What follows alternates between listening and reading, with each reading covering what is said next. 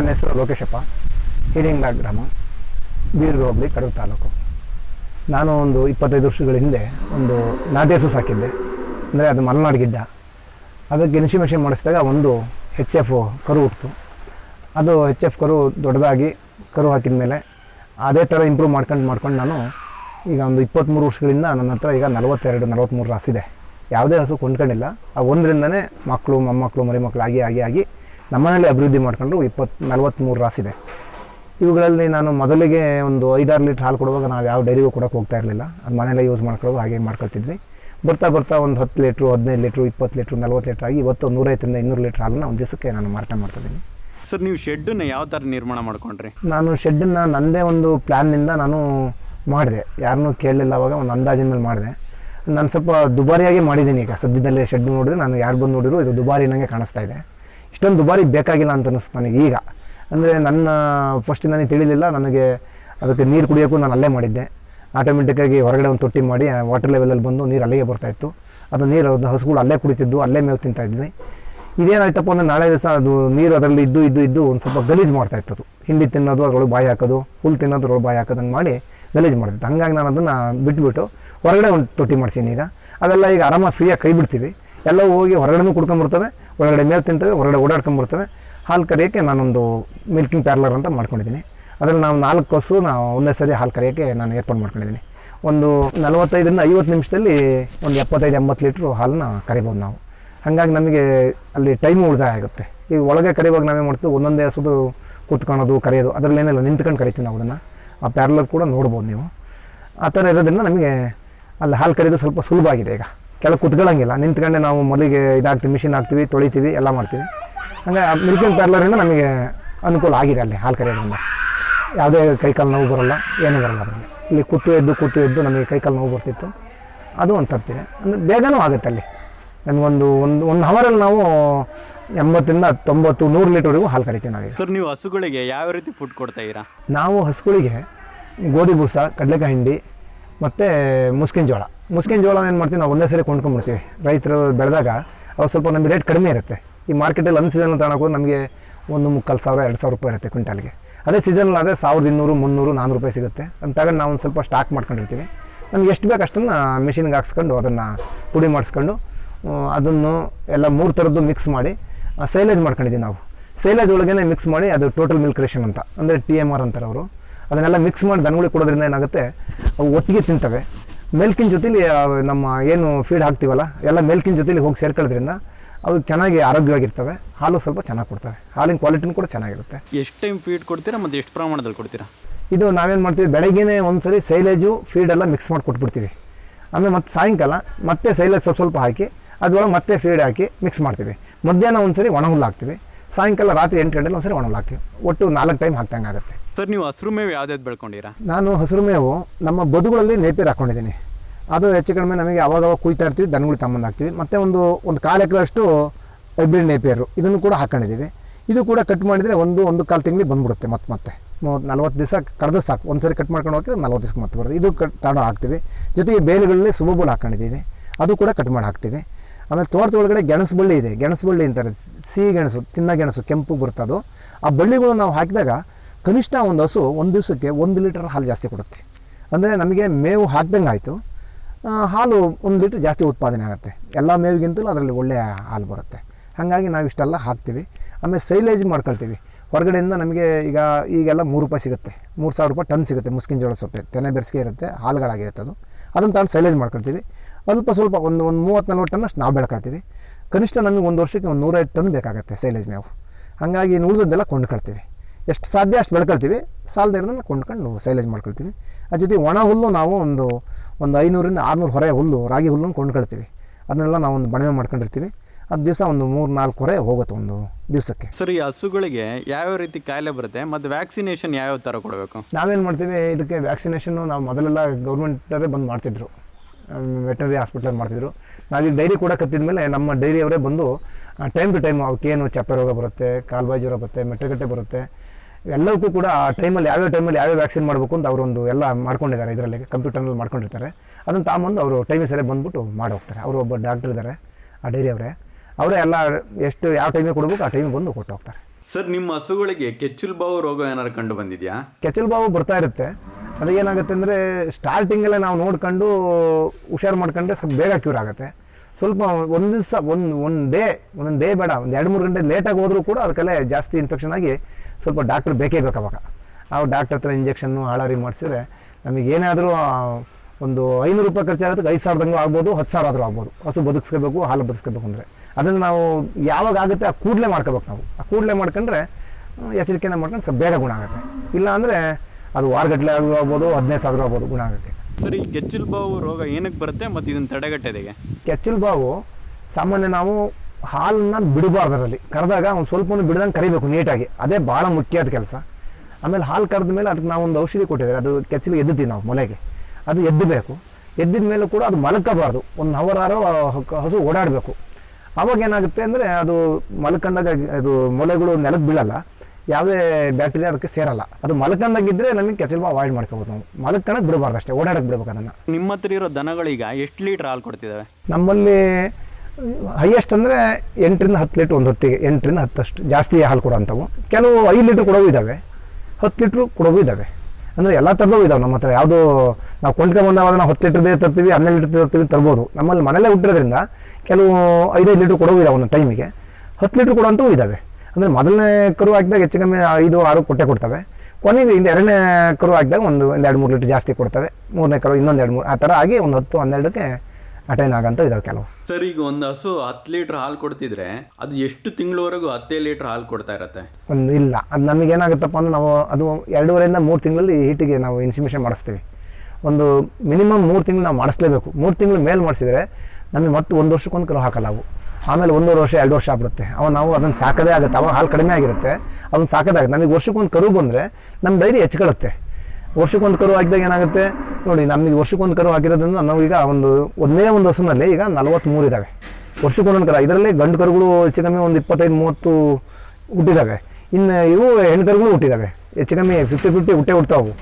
ಹಾಗಾಗಿ ನಾವೇನಾಗುತ್ತೆ ವರ್ಷಕ್ಕೊಂದು ಕರು ಹಾಕ್ಸ್ಕೊಂಡ್ರೆ ಡೈರಿ ಲಾಭ.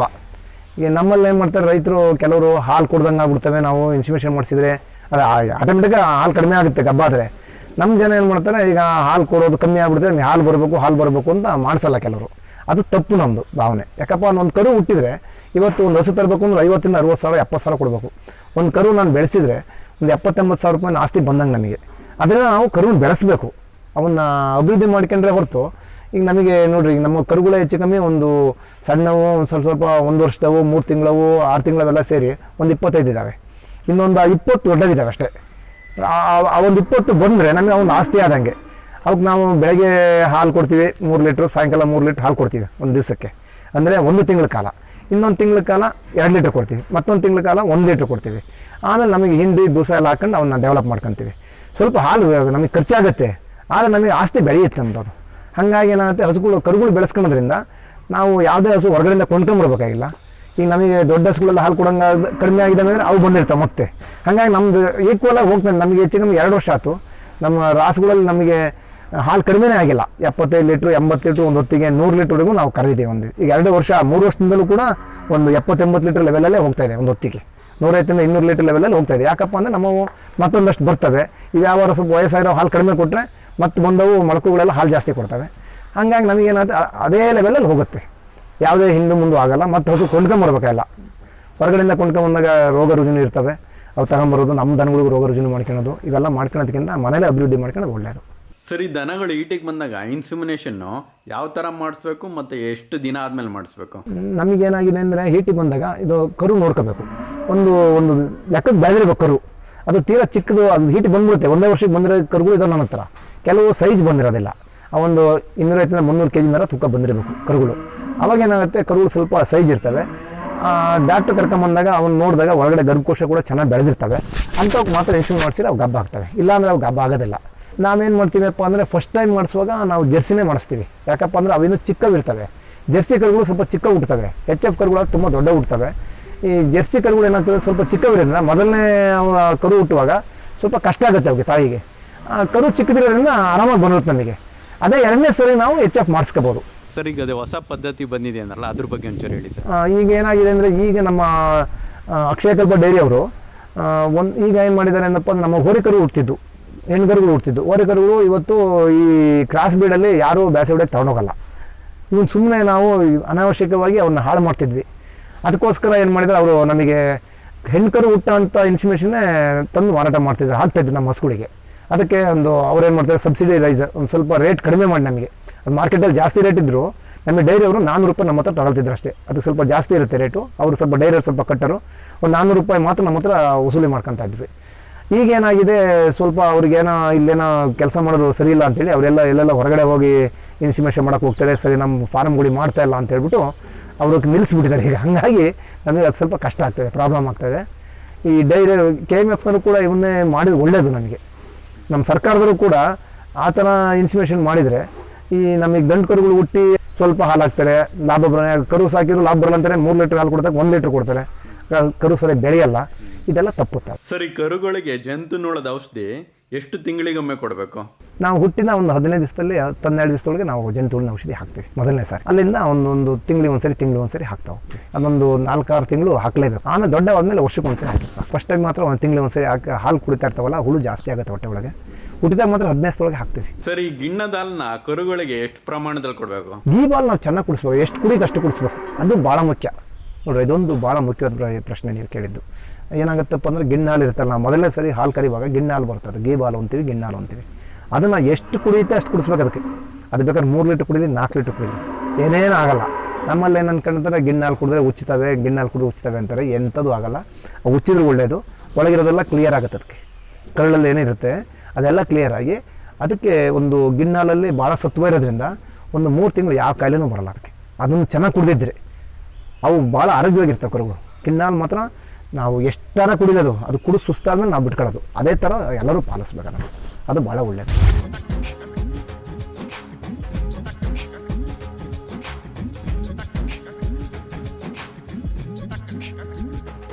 ಸರ್, ನಿಮಗೆ ಗೊಬ್ಬರ ಎಷ್ಟು ಸಿಗ್ತಾ ಇದೆ ಮತ್ತು ಗೊಬ್ಬರದಿಂದ ನಿಮಗೆ ಎಷ್ಟು ಆದಾಯ ಬರ್ತಿದೆ? ನನಗೆ ನನ್ನಲ್ಲಿ ಹೆಚ್ಚು ಕಡಿಮೆ ಈಗ ನನಗೆ ಈ ಹಸುಗಳೆಲ್ಲ ಇಷ್ಟು ಸಾಕಿದ್ದೀನಲ್ಲ, ಈಗ ನಾನು ಹಾಲು ಕೊಡ್ತಾ ಇರೋದು ಇವಾಗ 14 ಕೊಡ್ತಾಯಿದ್ದೆ ಹಾಲಷ್ಟೇ. ಎಲ್ಲ ಗಬ್ಬಾಗಿದ್ದಾವೆ. ಈಗ 14 ಮಾತ್ರ ಹಾಲು ಕೊಡ್ತಾ ಇದ್ದಾವೆ. ಈಗ ನೋಡಿ 14 ಅಂದರೆ ನನಗೆ 28 ರಾಸು ನನ್ನ ಹತ್ರ ಫ್ರೀಯಾಗಿ ಮೇಯ್ತಾ ಇದ್ದಾವೆ. ಈಗ 28 ಸಣ್ಣವು ದೊಡ್ಡವೆಲ್ಲ ಸರಿ 28 ರಾಸಿ ನಾವು ಏನು ಆದಾಯ ನಿರೀಕ್ಷೆ ಮಾಡ್ಕೊಂಡಾಗ ನಾವು ಅವನ್ನ ಸಾಕ್ತಾಯಿದ್ದೀನಿ. ಅಂದರೆ ಅವು ಗಬ್ಬಾದವಿದ್ದಾವೆ. ಹಾಲು ನೆಕ್ಸ್ಟ್ ಇನ್ನೊಂದು 2 ತಿಂಗಳಿಗೆ ಕರು ಹಾಕೋದು ಇಂಥವೆಲ್ಲ ಇದ್ದಾವೆ. ಈಗ ಏನಾಗುತ್ತಪ್ಪ, ನನಗೀಗ ಹಾಲಿನಲ್ಲಿ 14 ರಾಸೆಲ್ಲ ಹಾಲು ಕೊಟ್ಟಿರೋ ದುಡ್ಡು ಇವೆಲ್ಲಕ್ಕೂ ಫೀಡ್ ಮಾಡೋಕ್ಕೆ ನನಗೆ ದುಡ್ಡು ಸರಿಯಾಗ್ಬಿಡ್ತೈತಿ. ನನಗೆ ಲಾಸ್ ಆಗ್ತದೆ ಅಂತ ನಾನು ಅವನ್ನ ಹೆದರ್ಕೊಂಡು ಮಾಡಿದರೆ ಏನೂ ಮಾಡೋಕ್ಕಾಗಲ್ಲ. ಈಗ ಸ್ವಲ್ಪ ಇವಾಗ ಲಾಸ್ ಆಗಿರ್ತೈತೆ, ಕಡೆಗೆ ಒಂದು 20 ರಾಸು ಹಾಲು ಕೊಡುವಾಗ 100 ಲೀಟ್ರ್ವರೆಗೂ ಆಗುತ್ತೆ ಒಂದು ಹೊತ್ತಿಗೆ. ಆವಾಗ ನಮಗೆ ಲಾಭ ಬಂದೇ ಬರುತ್ತೆ. ಜೊತೆಗೆ ಇವಾಗ ಸಗಣಿ ಬರುತ್ತಲ್ಲ, ಕನಿಷ್ಠ ನನಗೆ ಒಂದು 50 ಲೋಡ್ ದನಿ ಗೊಬ್ಬರ ಆಗುತ್ತೆ ನನಗೆ. ನಮ್ಮ ತೋಟಕ್ಕೆ ನಾನು ಇಲ್ಲಿ ಮನೆ ಹತ್ರನೇ 9 ಎಕರೆ ತೋಟ, ಬೇರೆ ಕಡೆ ಇನ್ನೊಂದು 8-9 ಎಕರೆ, ಒಟ್ಟು 15-16 ಎಕರೆ ತೋಟ ಇದೆ. ನಾನು ಇವಕ್ಕೆಲ್ಲ ಕೆಮಿಕಲ್ ಮೆನ್ನೂರು ಹಾಕ್ದಂಗೆ ಬರೀ ದನಿ ಗೊಬ್ಬರನ ಹಾಕಿ ನನ್ನ ತೋಟನ ಬೆಳೆಸಿದ್ದೀನಿ. ಸಾವಯವವಾಗಿ ಬೆಳೆಸಿದ್ದೀನಿ ನನ್ನ ತೋಟನ. ಈಗ ನನಗೆ ಯಾವುದೇ ರೀತಿ ನಾನು ಕೆಮಿಕಲ್ ಗೊಬ್ಬರ ಕೊಂಡ್ಕೊಂಡು ಹಾಕಲ್ಲ ಇದಕ್ಕೆ. ಹಾಗಾಗಿ ಈ ಇಷ್ಟು ಗೊಬ್ಬರ ನಾನು ಹೊರಗಡೆ ತರಬೇಕು ಅಂದರೆ ಒಂದು ಲೋಡಿಗೆ 5,000-6 ಸಾವಿರ ರೂಪಾಯಿ ಕಮ್ಮಿ ಸಿಗಲ್ಲ. ಅದು ಇಷ್ಟು ಒಳ್ಳೆ ಗೊಬ್ಬರ 6 ಸಾವಿರ ರೂಪಾಯಿ ಕೊಟ್ಟರು ಸಿಗಲ್ಲ. 50 ಲೋಡ್ ಗೊಬ್ಬರ ಅಂದ್ರೆ ಅಲ್ಲಿ 3 ಲಕ್ಷ ರೂಪಾಯಿ ಗೊಬ್ಬರ ಆಗುತ್ತೆ ನನಗೆ. ಹೀಗಾಗಿ ರೈತರಿಗೆ ದನಗಳು ಇದ್ದರೆ ಮಾತ್ರ ನಾವು ಸಾವಯವ ಮಾಡೋಕ್ಕೆ ಸಾಧ್ಯ. ಈಗ ನಮ್ಮ ಸರ್ಕಾರ ಸಾವಯವ ಮಾಡಿ ಅಂತ ಹೇಳ್ತಾರೆ. ಸಾವಯವ ಮಾಡೋಕ್ಕೆ ದನಗಳು ಬೇಕು. ದನಗಳು ಸಾಕಬೇಕು ಅಂದರೆ ಅವ್ರು ಹಾಲಿಗೆ ಒಳ್ಳೆ ರೇಟ್ ಕೊಟ್ಟರೆ ಮಾತ್ರ ಸಾವಯವ ಮಾಡೋಕ್ಕೆ ಸಾಧ್ಯ. ಅವ್ರೇನು ಮಾಡ್ತಾರೆ, ನಮ್ಮ KMFನವರು 26 ರೂಪಾಯಿ 27 ರೂಪಾಯಿ ಅಂತಾರೆ. ಒಂದು ಹಸು 5 ಲೀಟ್ರ್ ಹಾಲು, ಬೆಳಗ್ಗೆ 5 ಲೀಟ್ರ್ ಹಾಲು, ಸಾಯಂಕಾಲ 5 ಲೀಟ್ರ್ ಕೊಟ್ಟರೆ 10 ಲೀಟ್ರಿಗೆ 250 ರೂಪಾಯಿ ಸಿಗುತ್ತೆ. 100 ರೂಪಾಯಿ ಮೇವು, 150 ರೂಪಾಯಿ ಫೀಡು. ಎಲ್ಲಿ ಸಾಕೋದು ರೈತರು? ಇದು ನಮ್ಮ ಸರ್ಕಾರ ಸ್ವಲ್ಪ ಅರ್ಥಕೊಂಡು, ಈ ಕೇಂದ್ರ ಸರ್ಕಾರದವರಾಗಲಿ ನಮ್ಮ ರಾಜ್ಯ ಸರ್ಕಾರದವರಾಗಲಿ ಈ ಕೆಮಿಕಲ್ ಮೆನ್ಯೂರಿಗೆ ಒಂದು ಚೀಲಕ್ಕೆ 1,000 ರೂಪಾಯಿ ಸಬ್ಸಿಡಿ ಕೊಟ್ಟಿದ್ದಾರೆ ಈ ವರ್ಷ. 1,200 ರೂಪಾಯಿ ಕೊಟ್ಟಿದ್ದಾರೆ ಒಂದೊಂದು ಚೀಲಕ್ಕೆ. ಇದನ್ನು ಕಡಿಮೆ ಮಾಡಿ ನಮ್ಮ ರೈತರಿಗೇನೆ ಈ ಹಾಲಿಗೆ ಒಂದು 5-10 ರೂಪಾಯಿ ಅವ್ರಿಗೆ ಕೊಡೋ ಸಬ್ಸಿಡಿ ನಮಗೆ ಕೊಟ್ಟರೆ ಎಲ್ಲ ರೈತರು ದನ ಸಾಕ್ತಾರೆ, ಸಾವಯವ ಕೃಷಿಕರಾಗ್ತಾರೆ. ಸರ್, ರೈತರು ದನಕ್ಕೆ ಹಾಕೋ ಫೀಡಲ್ಲಿ ಯಾವ ಥರ ಉಳಿತಾಯ ಮಾಡ್ಬೋದು? ಅದರಲ್ಲೇ ಜಾಸ್ತಿ ಖರ್ಚು ಬರುತ್ತೆ ಅಂತಾರೆ. ಹೇಗೆ ಉಳಿತಾಯ ಮಾಡೋದು? ಇದು ಭಾಳ ಮುಖ್ಯವಾಗಿ. ಯಾಕೆಪ್ಪ ಅಂದರೆ ನಾವು ಏನಾಗಿದೆ ಅಂದರೆ ಇವತ್ತು ಕಷ್ಟ ಆಗ್ತಾಯಿದೆ ನಮಗೆ. ಈಗ ಒಂದಷ್ಟು ದ್ವಿದಳ ಧಾನ್ಯಗಳು ಬೆಳ್ಕೋಬೇಕು. ಹಲಸಂದೆ, ಅವರೆ ಇಂಥದ್ದೆಲ್ಲ ಬೆಳ್ಕೊಂಡು, ಸೋಬಾಬೂಲ್ ಇಂಥದ್ದೆಲ್ಲ ಬೆಳ್ಕೊಂಡು ಮೇವಿನ ಜೊತೆಗೆ ಅವನು ಸ್ವಲ್ಪ ಕೊಟ್ಟರೆ, ದ್ವಿದಳ ಧಾನ್ಯ ಬೆಳೆಗಳನ್ನು ಕೊಟ್ಟರೆ ಫೀಡ್ ಖರ್ಚು ಕಡಿಮೆ ಮಾಡ್ಕೋಬೋದು. ಆಮೇಲೆ ನಾವೇ ಸ್ವತಃ ಮೇವು ಬೆಳ್ಕೊಂಡ್ರಂತೂ ಆವಾಗ ಅರ್ಧಕ್ಕರ್ಧ ದುಡ್ಡು ಉಳಿಯುತ್ತೆ. ಮೇವನ್ನು ನಾವು ಸ್ವತಃ ಬೆಳ್ಕೋಬೇಕು ನಮ್ಮ ತೋಟಗಳಲ್ಲೇ, ಆವಾಗ ಅನುಕೂಲ ಆಗುತ್ತೆ. ಈಗ ಏನಾಗುತ್ತೆ ನಮಗೇನಾಗಿದೆ ಇಷ್ಟೊಂದು ರಾಸಿ ಇರೋದ್ರಿಂದ ನಮಗೆ ಸ್ವಲ್ಪ ಕಷ್ಟ ಆಗುತ್ತೆ, ಇಷ್ಟೊಂದಕ್ಕೆ ಬೆಳ್ಕೊಳಕ್ಕಾಗಲ್ಲ, ನಾವು ಕೊಂಡ್ಕೊಳ್ತೀವಿ ಮತ್ತು ನಮಗೇನು ಲಾಸ್ ಆಗಲ್ಲ, ಅಲ್ಲೇದಲ್ಲಿ ಸರಿ ಹೋಗುತ್ತೆ. ಅಂದರೆ ರಾಸುಗಳು ಹೆಚ್ಚಿಗೆ ಗೊಬ್ಬರ ಅಂತ ಬರುತ್ತೆ ನಮಗೆ. ಹೀಗಾಗಿ ಯಾವ ಥರನೇ ನಮಗೇನು ತೊಂದರೆ ಆಗಿಲ್ಲ ಇದರಿಂದ. ಕೆಲವರು ಇದು ಕೆಲಸ ಜಾಸ್ತಿ 3 ಗಂಟೆಗೆ ಹೇಳ್ಬೇಕು ಮತ್ತು 24x7 ಮತ್ತು ಮದುವೆ ಮುಂಜಿಗೋ ಕಾಲ ಅಂತಲೇ ಬಿಡ್ತಾರೆ. ಅದ್ರ ಬಗ್ಗೆ ನಿಮ್ಮ ಅಭಿಪ್ರಾಯನ? ಇದು ಏನಾಗುತ್ತಪ್ಪ ಅಂದರೆ ಇದು ಅಡ್ಜಸ್ಟ್ ಮಾಡ್ಕೋಬೇಕು ನಾವು. ಹೆಂಗಪ್ಪ ಅಂದರೆ ಈಗ ನೀವು ಹೇಳಿದ್ರೆ 24x7 ಅಂದರೆ ಹೆಂಗೆ 24x7 ಆಗುತ್ತೆ? ನಾವು ನೋಡಿ 4:30ಗೆ ಎದ್ದೇಳಿದ್ರೆ 8:30 ಮುಗ್ದೋಗುತ್ತೆ ಇವ್ರ ಕೆಲಸ. ಏನು ಇವನ್ನ ಸಗಣಿ ತೆಗೆಯೋದು, ಮೇವು ಹಾಕೋದು, ಹಾಲು ಕರೆಯೋದು ಎಲ್ಲದೂ ಕೂಡ 8:30ಯಿಂದ 9 ಗಂಟೆ ಮುಗಿಯುತ್ತೆ. ನಾವೇನು ಮಾಡ್ತೀವಿ, ಎಲ್ಲ ಗೊಂತು ಅಂತೀವಿ, ಮೇವು ಹಾಕೋ ಗೊಂತು ಅಂತೀವಿ, ಅದಕ್ಕೆಲ್ಲ ಮೇವು ಹಾಕಿಬಿಟ್ರೆ ಅವು ಕೈ ಬಿಟ್ಬಿಟ್ರೆ ಅವಿಂದ 3 ಗಂಟೆ ತನಕ ನಮ್ಮನ್ನು ಕರೆಯಲ್ಲ. ಡೋರ್ ಓಪನ್ ಮಾಡಿ ಬಿಟ್ಬಿಡ್ತೀವಿ. ಅವು ಬೇಕಾದ್ರೆ ಹೋಗಿ ನೀರು ಕುಡಿತವೆ, ಬೇಡೋದು ಹುಲ್ಲು ತಿಂತವೆ, ಹೊರಗರ ಮಲ್ಕೊಂತವೆ, ಒಳಗರ ಮಲ್ಕೊಂತವೆ. ಮಧ್ಯಾಹ್ನ 9 ಗಂಟೆಯಿಂದ ಹಿಡಿದು ಮಧ್ಯಾಹ್ನ 3 ಗಂಟೆ ತನಕ ಏನೇನು ಕೆಲಸ ಇಲ್ಲ, ಆರಾಮಾಗಿರ್ತೀವಿ. 3 ಗಂಟೆ ಮೇಲೆ 3:30ಗೆ 3 ಕಾಲಿ ಬಂದು ಹಸುಗಳೆಲ್ಲವೂ ಹೊರಗಡೆ ಹೊಡಿತೀವಿ. ಕೊಟ್ಟಿಗೆಲಿದ್ದವನು ಮೇವು ತಿಂತ ಇದ್ದವನು ಕೂಡ ಹೊರಗಡೆ ಹೊಡಿತೀವಿ. ಹೊರಗಡೆ ಒಂದು ನಮ್ಮ ಓಪನ್ ಶೆಡ್ ಇದೆ, ಓಪನ್ ಇದ್ದಿದೆ, ಅಲ್ಲಿ ಹೊಡೆದು ಈ ಕೊಟ್ಟಿಗೆಲಿರೋ ಸಗಣಿ ಎಲ್ಲ ಕ್ಲೀನ್ ಮಾಡಿ ಆ ಗೊಂತುಗಳಿಗೆಲ್ಲ ಮೇವು ಹಾಕ್ತೀವಿ. ಮೇವು ಹಾಕಿ ಹಿಂಡಿ ಬೂಸ ಎಲ್ಲ ಹಾಕ್ತೀವಿ. ಅದು ಹೆಚ್ಚು ಕಡಿಮೆ 3:30ಯಿಂದ 4:30 ತನಕ ಆಗುತ್ತೆ. 4:30 ಮೇಲೆ ಹಾಲು ಕರೆಯಕ್ಕೆ ಶುರು ಮಾಡ್ತೀವಿ. 4:30, 4:30 ಹಾಲು ಕರೆಯಕ್ಕೆ ಶುರು ಮಾಡಿ 4:30 ಶುರು ಮಾಡಿದರೆ 5:30, 5:30 ಹಾಲು ಕರೆದಾಗುತ್ತೆ. ಬೇರೆಯನ್ನು ಹಾಲು ತಗೊಂಡು ಹೋಗ್ತಾನೆ. ಎಲ್ಲವೂ ಮತ್ತೆ ಓಪನ್ ಮಾಡ್ತೀವಿ. ಡೋರ್ ಓಪನ್ ಮಾಡಿದರೆ ಅವು ಮೇವರ ತಿನ್ಕೋಬೋದು, ಓಡಾಡ್ಕೋಬೋದು, ಮುಗೀತು ನಮ್ಮ ಕೆಲಸ. ಅಲ್ಲಿಗೆ ಸಾಯಂಕಾಲ ಒಂದು 2-3 ಗಂಟೆ, ಬೆಳಗ್ಗೆ ಒಂದು 3 ಗಂಟೆ ಕೆಲಸ. ಡೈರಿ ಇದೆಯಲ್ಲ, ಇದರಲ್ಲಿ ನಾವು ಶಿಸ್ತು ಕಲಿತೀವಿ. ನೋಡಿ ನಮಗೆ ಈಗ ಬೆಳಿಗ್ಗೆ 5 ಗಂಟೆಗೆ ನಮಗೆ 5:45 ಬರ್ತಾರೆ ಹಾಲು ತಗೊಂಡು ಹೋಗೋಕ್ಕೆ. ನಾವೇನು ಮಾಡ್ತೀವಿ, 4:30ಗೆ ಎದ್ದೇಳಲೇಬೇಕು. ಅದೇ ಡೈರಿ ಇಲ್ಲ ಅಂದರೆ ಸೋಮವಾರಿತನ 7 ಗಂಟೆಗೆ ಎದ್ದೇಳ್ತೀವಿ, ಇಲ್ಲ 6:30 ಎದ್ದೇಳ್ತೀವಿ, 8 ಗಂಟೆಗೆ ಎದ್ದೇಳ್ಬೋದು. ಏನೇನಾಗುತ್ತೋ ಗೊತ್ತಿಲ್ಲ ಅದು. ಅದೇ ಜಮೀನಾದ್ರೆ ಏನಾಗುತ್ತೆ, ಇವತ್ತು ಹೋಗ್ಲಿದ್ರು ನಡೀತಿದ್ದು ಜಮೀನು, ಅದೇನೂ ಆಗಲ್ಲ. ಅದು ಆ ಮರಗಳೇನು ನಮಗೆ ಹೇಳಲ್ಲ ಲಾಸ್ ಆಗುತ್ತೆ ಅಂತ. ಇವು ಹಸುಗಳು ಹಂಗಲ್ಲ, ಕೂಡಲೇ ರಿಯಾಕ್ಷನ್ನು. ಇವತ್ತು ನಾವು ಮೇವು ಹಾಕಿಲ್ಲ, ಸಾಯಂಕಾಲ 1 ಲೀಟ್ರ್ ಹಾಲು ಕಮ್ಮಿ, ಅವ ನಮಗೆ ಇಮಿಡಿಯೇಟಾಗಿ ಗೊತ್ತಾಗೋಗ್ಬಿಡುತ್ತೆ. ನಾವು ಯಾಕೆ ಕಮ್ಮಿ ಆಯ್ತು 1 ಲೀಟ್ರ್ ಅಂದರೆ ನಾವು ಮೇವು ಸರಿ ಹಾಕಿಲ್ಲ. ಅದೇ ತೋಟದಲ್ಲಾದರೆ ನಾವು ಗೊಬ್ಬರ ಹಾಕಿದ್ದು ನೀವು ಏನು ಕೊಡಲಿಲ್ಲದ್ರು ಅದು ಮರ ಹಂಗೆ ಇರುತ್ತೆ, ಅದೇನು ಹೇಳಲ್ಲ. ವರ್ಷ ಆಗ್ಬೇಕು ನಮಗೆ ಗೊತ್ತಾಗೋಕ್ಕೆ. ಅವಾಗ ಗೊತ್ತಾಗುತ್ತೆ ಇಳುವರಿ ಕಡಿಮೆ ಆಗಿದೆ ನಮಗೆ ಅಂತ. ಇವೇನಿಲ್ಲ, ಮಾರನೇ ದಿವಸನೇ ಗೊತ್ತಾಗ್ಬಿಡುತ್ತೆ. ಅದರಿಂದ ಭಾಳ ಶಿಸ್ತು ಕಲಿಸೋ ಇದು ಅಂದರೆ ಇದೊಂದೇ. ಈ ಡೈರಿ ಇದೆಯಲ್ಲ, ನಾವು ಆ ಟೈಮಲ್ಲಿ ಹಾಲು ಕರಿಬೇಕು, ಆ ಟೈಮ್ಗೆ ಮೇವು ಹಾಕಬೇಕು, ಆ ಟೈಮ್ಗೆ ಸಗಣಿ ತೆಗಿಬೇಕು. ಇದೆಲ್ಲ ಟೈಮ್ ಟು ಟೈಮು. ಅಂದರೆ ಮನುಷ್ಯನಿಗೆ ಚಟುವಟಿಕೆ ಆಗಿರೋಕ್ಕೆ ಒಂದು ಸಾಧನ ಇದು. ಯಾವತ್ತು ಆರೋಗ್ಯವಾಗಿ ಇರ್ಬೋದು, ಚಟುವಟಿಕೆಯಾಗಿರ್ಬೋದು. ನಾವು ಎಷ್ಟೇ ವಯಸ್ಸಾಗಿದ್ದರೂ ಕೂಡ ನಾವು ಓಡಾಡ್ಕೊಂಡು ಮಾಡ್ತೀವಿ. ನನಗೀಗ 68 ವರ್ಷ ವಯಸ್ಸು. ನಾನು ಈಗಲೂ ಕೂಡ ನಾವು ಓಡಾಡ್ಕೊಂಡು ಕೊಟ್ಟಿಗೆನಲ್ಲೆಲ್ಲ ಮಾಡ್ತೀವಿ. ಈಗ ಕೆಲಸದಲ್ಲಿಲ್ಲ ಅಂದ್ರೆ ನಾವು ಓಡಾಡ್ಕೊಂಡು ಮಾಡ್ತೀವಿ, ಅವ್ರು ಮಾಡಲಿಲ್ಲ ಅಂದ್ರೆ ನಾವು ಮಾಡ್ತೀವಿ. ಏನು ತಪ್ಪಾಗಲ್ಲ ಅದು. ಸರ್, ನಿಮ್ಮಲ್ಲಿ ಹುಟ್ಟಿರೋ ಕರುಗಳನ್ನ ನೀವು ಸೇಲ್ ಮಾಡ್ತೀರಾ ಇಲ್ಲ ನೀವೇ ಹಿಡ್ಕೊಂತೀರಾ? ನಾನು ಯಾವುದೇ ಕರುಗಳನ್ನು ಮಾರಾಟ ಮಾಡಲ್ಲ, ಯಾವುದೇ ಕರುಗಳನ್ನೂ ಮಾರಾಟ ಮಾಡಲ್ಲ. ನಮ್ಮಲ್ಲಿ ವಯಸ್ಸಾಗಿರೋ ಹಸುಗಳನ್ನು ಕೂಡ ನಾನು ಯಾರಿಗೂ ಮಾರಾಟ ಮಾಡಲ್ಲ. ಇವನ್ನು ಅದು ನನಗೆ ಸ್ಕ್ಯಾಬ್ ಅದೇನು ಇಲ್ಲ, ಹಾಲೇ ಕೊಡ್ತಾ ಇಲ್ಲ ಅಂದರೂ ಕೂಡ ನಾವು ಸಾಕಬೇಕು ಅಂತ ತೀರ್ಮಾನ ಮಾಡ್ಕೊಂಡಿದ್ದೀವಿ. ಯಾಕಪ್ಪ ಅಂದರೆ ಇವೆಲ್ಲ ನಮ್ಮನೇಲೇ ಹುಟ್ಟಿರೋವು. ಈಗ ನಮಗೆ ಹೆಂಗೆ ನಮ್ಮ ಮಕ್ಕಳು ಯಾವನೋ ಒಬ್ಬ ಯಾರೋ ಕೆಲಸಕ್ಕೆ ಬರ್ದಂಗೆ ಇರ್ತಾನೆ, ಅವನು ಕೂಡ ನಾವೇನು ಓಡಿಸಲ್ಲ. ಹಂಗೆ ಇವು ಹಾಲು ಕೊಡದಿದ್ರು ಕೂಡ ನಮಗೆ ಅದುವರೆಗೆ ನಮಗೆ ಹಾಲು ಕೊಟ್ಟಿದ್ದಾವೆ, ಅವ್ನು ನಮ್ಮನೆಲ್ಲ ಸಾಕಿ ನಾವು ಅವನ್ನ ಇಟ್ಕೊಳ್ತೀವಿ. ಕೊನೆವರೆಗೂ ಸಾಯೋವರೆಗೂ ನಮ್ಮನೇಲಿ ಇಟ್ಕೊಂಡು ನಮ್ಮಲ್ಲೇ ಒಂದು ತೋಟದಲ್ಲಿ ಒಂದು ಗುಂಡಿ ಹೊಡಿಸ್ಬಿಟ್ಟು ಮುಚ್ಚಾಕ್ತೀವಿ ಅದನ್ನು. ಮನುಷ್ಯರಿಗೆ ಹೆಂಗೆ ಮಾಡ್ತೀವಿ ಹಂಗೆ ನಾವು ಪ್ರಾಣಿಗಳು ಕೂಡ ಮಾಡ್ತಾ ಇದ್ದೀವಿ ಈಗ. ಸರ್, ನೀವು ಹಾಲನ್ನೆಲ್ಲ ಹೇಗೆ ಸೇಲ್ಸ್ ಮಾಡ್ತೀರಾ? ನಮಗೆ ಅಕ್ಷಯಕಲ್ಪ ಡೈರಿ ಅವರು ಮನೆ ಹತ್ರನೇ ಬಂದು ತಗೊಂಡು ಹೋಗ್ತಾ ಇದ್ದಾರೆ. ನಾವು ಮುಂಚೆ ಎಲ್ಲ KMF ಕೊಡ್ತಿದ್ವಿ. ಅದು ಹಾಲು ರೇಟ್ ಭಾಳ ಕಡಿಮೆ ಇತ್ತು, 26, 25 ಹಿಂಗಿತ್ತು. ಇವ್ರದಕ್ಕೆ 31, 32, 34 ರೂಪಾಯಿವರೆಗೂ ಬರುತ್ತೆ ಒಂದು ದಿವಸ. ಫ್ಯಾಟ್ ಜಾಸ್ತಿ ಬಂದ ದಿವಸ 33, 34 ಬರುತ್ತೆ. ಹಾಗಾಗಿ ನಾವು ಅಕ್ಷಯಕಲ್ಪ ಡೈರಿಯವರಿಗೆ ಕೊಡ್ತಾಯಿದ್ವಿ. ನಮ್ಮದು ಆರ್ಗಾನಿಕ್ ಮಿಲ್ಕ್ ಅಂತ, ಯಾವುದೇ ವ್ಯಾಕ್ಸಿನ್ ಎಂಥದ್ದು ಇಂಜೆಕ್ಷನ್ ಮಾಡಿಸೋ ಆಂಟಿಬಯೋಟಿಕ್ ಯಾವುದೂ ಹಾಕೋಂಗಿಲ್ಲ ಹಸುಗಳಿಗೆ. ಒಳ್ಳೆ ಹಾಲನ್ನ ನಾವು ಪ್ರೊಡಕ್ಷನ್ ಮಾಡ್ತೀವಿ. ಹಂಗೆ ಅವ್ರು ಒಳ್ಳೆ ಹಾಲು ತೊಗೊಂಡೋಗಿ ಒಳ್ಳೆ ರೇಟ್ ಕೊಡ್ತಾರೆ. ಮನೆ ಹತ್ರನೇ ಬಂದು ತಗೊಂಡೋಗ್ತಾರೆ. ಯಾವುದೇ ನಾವು ತಗೊಂಡೋಗಿ ಕೊಟ್ಬರೋಂಥದ್ದು ಇದು ಗೋಜಿಲ್ಲ. ಸುಮ್ಮನೆ ಕ್ಯಾನಿಗೆ ಹಾಕಿಟ್ರೆ ಸಾಕು, ಅವ್ರು ಬಂದು ಮನೆ ಹತ್ರ ತಗೊಂಡು ಹೋಗ್ತಾರೆ. ಸರ್, ಒಟ್ಟಿನಲ್ಲಿ ಹೈನುಗಾರಿಕೆ ಲಾಭ ಇದೆಯಾ ಸರ್? ಲಾಭ ಇದ್ದೇ ಇದೆ, ಇಲ್ಲ ಅಂತ ಹೇಳಕ್ಕೆ ಬರಲ್ಲ. ಯಾಕಪ್ಪ ಅಂದರೆ ನಮಗೆ ಕಾಣದೇ ಇರ್ಬೋದು. ನೋಡಿ, ನನಗೆ ಈಗ ನನ್ನ ಪ್ರೆಸೆಂಟ್ ನನ್ನ ಹತ್ರ ನಾನು ಹೇಳಿದೆ ನಿಮಗೆ 105 ಲೀಟ್ರ್ ಹಾಲು ಆಗುತ್ತೆ ಅಂತೆ. 105 ಲೀಟ್ರಿಗೆ 4,500 ರೂಪಾಯಿ ಒಂದು ದಿವಸಕ್ಕೆ, 4,000ರಿಂದ 5,000 ರೂಪಾಯಿ ಆಗುತ್ತೆ ಹಾಲಿನ ದುಡ್ಡು. ನನಗೇನಾಗುತ್ತೆ, ಮೇವು ಹಾಲಿಂದು 4,500 ರೂಪಾಯಿ ಖರ್ಚಾಗ್ತಾಯಿದೆ ಈಗ. ಯಾಕಪ್ಪ ನಾನು 42 ಸಾಕ್ತಾಯಿದ್ದೀನಿ. ನಾನು ಬರೀ ಅವು ಹಾಲು ಕೊಡೋ ಮಾತ್ರ ಸಾಕಬೇಕು, ಅವಾಗ ಲಾಭ ಆಗುತ್ತೆ, ಲಾಭ ಕಾಣಿಸುತ್ತೆ ನನಗೆ. ಈಗ ನನಗೇನಾಗಿದೆ, ನಾನೊಬ್ಬ ದುಡಿಯೋನು, ನನಗೆ ನಾನೊಂದು 10,000 ರೂಪಾಯಿ ಸಂಬಳ ತರ್ತೀನಿ. ನಮ್ಮ ಮನೇಲಿ 8 ಜನ ಇದ್ದಾರೆ ಕೂತ್ಕೊಂಡು ಊಟ ಮಾಡೋರು. ಅವರಿಗೆಲ್ಲ ಊಟ ಹಾಕಿದ್ರೆ ನನ್ನ ದುಡ್ಡು 10,000 ಪೂರ್ತಿ ಖರ್ಚಾಗುತ್ತೆ. ನನಗೆ ಲಾಭ, ನನ್ನ ಸಂಬಳ ತಂದೆ ಲಾಭ ಬಂದಿಲ್ಲ ಅಂದರೆ ಹಂಗೆ. ಇದೇನಾಗುತ್ತೆ, ಹಾಲಲ್ಲಿ ನನಗೆ 1,70,000, 1,60,000 75 1,50,000 ಲಕ್ಷದವರೆಗೂ ಬರುತ್ತೆ ಒಂದು ತಿಂಗಳಿಗೆ. 1,50,000 ಲಕ್ಷದಲ್ಲಿ ನನಗೆ ಮೇವಿನಿಂದ ಹಿಂಡಿಂದ ಪೂರ್ತಿ ಖರ್ಚಾಗುತ್ತೆ. ಯಾಕಪ್ಪ ನಾನು ಹಾಲು ಕೊಡೋ ಮಾತ್ರ ಸಾಕ್ತಾಯಿಲ್ಲ, ಸಣ್ಣವೆಲ್ಲ ಸೇರಿ 42 ರಾಸಿದ್ದಾವೆ. ಈಗ ಅವೆಲ್ಲ ಅಭಿವೃದ್ಧಿ ಅವನ್ನ ಹಸು ನಾನೆಲ್ಲ ಮಾಡ್ತೀನಿ ಅಂದರೆ ಅವು 50,000, 60,000 ಮಾರಿದರೆ ಅದು ಲಾಭ ಬಂದೇ ಬರುತ್ತಲ್ಲ. ಆಮೇಲೆ ಸಗಣಿ ಗೊಬ್ಬರ ನನಗೆ ಒಂದು 50 ಲೋಡು, ಒಂದು 3 ಲಕ್ಷ ರೂಪಾಯಿ ಮೇವ ಸಗಣಿ ಬರುತ್ತೆ. ಇಷ್ಟೆಲ್ಲ ಬರೋದನ್ನು ಲೆಕ್ಕ ಹಾಕಿದಾಗ ಲಾಭ ಆಗೇ ಆಗುತ್ತೆ. ನಾವು ಬರೀ ಇವತ್ತಿನ ಲಾಭ ನೋಡೋಂಗಿಲ್ಲ, ಉದ್ದಕ್ಕೆ ಹೋಗೋ ಲಾಭ ನೋಡ್ಕೊಳ್ಬೇಕು. ಅವಾಗ ಮಾತ್ರ ಲಾಭ ಅಂತ ಗೊತ್ತಾಗುತ್ತೆ. ಇಲ್ಲ ನಾವು ಲಾಭನೇ ತೋರಿಸ್ಬೇಕು ಅಂದರೆ ಅವನ್ನೆಲ್ಲ ಸಪ್ರೇಟ್ ಮಾಡಬೇಕು. ಹಾಲು ಕೂಡ 14 ರಾಸ್ 15 ರಾಸ್ ಮಾತ್ರ ಇಟ್ಕೋಬೇಕು. ಹಾಲು ಮರ ದುಡ್ಡು ನೋಡಿ ಇವಕ್ಕೆ ಎಷ್ಟು ಉಳಿತು ಅಂತ ತೋರಿಸ್ಕೋಬೇಕು. ಲೆಕ್ಕ ತೋರಿಸ್ಕೋಬೋದು. ಆಮೇಲೆ ದುಡ್ಡು ತಗೊಂಡು ನಾವು ಅವಕ್ಕೆ ಸಾಲ ಮಾಡಿ ಕೊಟ್ಟಿದ್ದೀವಿ ಅನ್ನಂಗೆ ತೋರಿಸ್ಬೇಕು. ಅವಾಗ ಲಾಭ ಅಂತ ತೋರಿಸ್ಬೋದು ನಾವು. ಇದೇನಾಗುತ್ತೆ, ನಾವೆಲ್ಲಕ್ಕೂ ಲಂಸಮ್ ಹಾಕೋದ್ರಿಂದ ಅದು ಗೊತ್ತಾಗಲ್ಲ ಲಾಭ. ನೀವು ನೋಡಿರ್ಬೋದು, ಎಷ್ಟೋ ಜನ ಮಾತಾಡ್ತಾರೆ, ಜಮೀನನ್ನು ದುಡಿದ್ರೆ ಯಾರು, ಜಮೀನಾಗ ಯಾರು ದುಡಿಮೆ ಮಾಡಿದ್ದಾರೆ, ಜಮೀನಲ್ಲಿ ದುಡಿಯೋಕ್ಕೆ ಆಗಲ್ಲ. ಯಾವುದ್ರಲ್ಲೂ ದುಡಿಬೋದು, ಯಾವಾಗ ಇಷ್ಟಪಟ್ಟು ಮಾಡ್ಬೇಕು ಎಲ್ಲದನ್ನೇ. ನಾವು ಯಾವ ಬೇಕು ಅವಾಗ ಎದ್ದೇಳೋದು, ಯಾವ ಬೇಕೋ ಹೊಲಕ್ಕೆ ಹೋಗೋದು ಮಾಡಿದರೆ ಜಮೀನಿಗೂ ದುಡಿಮೆ ಬರೋಲ್ಲ, ಡೈರಿಲೂ ದುಡಿಮೆ ಬರೋಲ್ಲ, ಎಲ್ಲದೂ ಹಾಳು ಬೀಳುತ್ತೆ.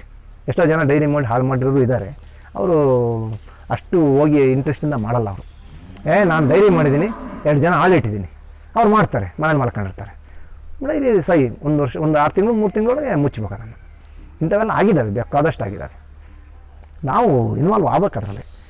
ನಾನು ನೋಡಿ, ಈಗ ಹೆಚ್ಚು ಕಮ್ಮಿ ಇವ್ರು ನಮಗೆ ಕೆಲಸದವ್ರು ಬಂದು 6 ತಿಂಗಳಾಯ್ತು ಅಷ್ಟೇ, ಇಬ್ಬರಿದ್ದಾರೆ. 6 ತಿಂಗಳ ಹಿಂದಕ್ಕೆ ನಾವೇ ಮಾಡ್ತಿದ್ವಿ ಮನೇಲೆ. ಬೆಳಗ್ಗೆ ಒಂದು ಸ್ವಲ್ಪ ಮಾಡ್ಕೊಂಡು ಸಾಯಂಕಾಲ ಮಾಡಿ ನಾವು ಜಮೀನು ಕೆಲಸ ಮಾಡ್ತೀವಿ. ಅದ್ರ ಜೊತೆಗೆ ಬರೀ ಇದೊಂದೇ ಕೆಲಸ ಅಲ್ಲ. ಈಗ ಲೇಬರ್ ಏನು ಮಾಡ್ತಾರೆ, ಬರೀ ಇದೇ ಮಾಡ್ತಾರೆ. ನಾವು ಬೆಳಗ್ಗೆ ಹಾಲನ್ನು ಕರೆದು ಡೈರಿ ಕೊಟ್ಟು ಮೇವು ಹಾಕಿ ನಮ್ಮ ಹೊಲಗಳಿಗೆ ಹೋಗಿ ಕೆಲಸ ಮಾಡ್ಕೊಂಬರ್ತಿದ್ದೆವು. ಮತ್ತೆ ಸಾಯಂಕಾಲ 3:30 4 ಗಂಟೆಗೆ ಮತ್ತೆ ಅಟೆಂಡ್ ಆಗ್ತಿದ್ವಿ. ಬಂದು ಅಲ್ಲೇ ಕೆಲಸ ನಿಲ್ಲಿಸಿ ಇಲ್ಲಿಗೆ ಬರ್ತಿದ್ವಿ. ಇದನ್ನು ಮಾಡ್ತಿದ್ವಿ. ಹಾಗೆ ಯಾರೇ ಕೆಲಸದವ್ರು ಇಲ್ಲ ಅಂದ್ರೂ ನಾವು ಮಾಡೋಕ್ಕೆ ತಯಾರಾಗಿರ್ಬೇಕು. ಆವಾಗ ಮಾತ್ರ ಡೈರಿ ಉದ್ಧಾರ ಆಗುತ್ತೆ. ಅವ್ರ ಮೇಲೆ ಡಿಪೆಂಡ್ ಆಯಿತು ನಾವೇನು ಮಾಡೋಕ್ಕಾಗಲ್ಲ. 100% ಅವ್ರ ಮೇಲೆ ಡಿಪೆಂಡ್ ಆಗಿ ನಾವೇನೇನು ಮಾಡೋಕ್ಕಾಗಲ್ಲ.